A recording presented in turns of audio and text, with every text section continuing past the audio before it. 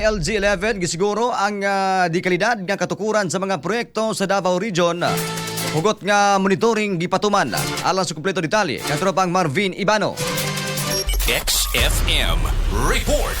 Padayong gipakusgan karon sa Department of Interior and Local Government Unit kun DILG-11 ang mga paningkamot niini sa pagsiguro nga mapatuman ang dekalidad nga mga proyekto sa gobyerno ngadto sa nagkadaiyang lokalidad sa Davao Region. Sumala ni DILG-11 Project Development Management Unit Engineer 3, Engineer Henry Villanueva nga nakatala ang buhatan og grupo sa Project Fund Fixers niadtong Setyembre 2025 hinuon na pakganggilayon kini human nasumbong ngadto sa nasudnong panggobyerno.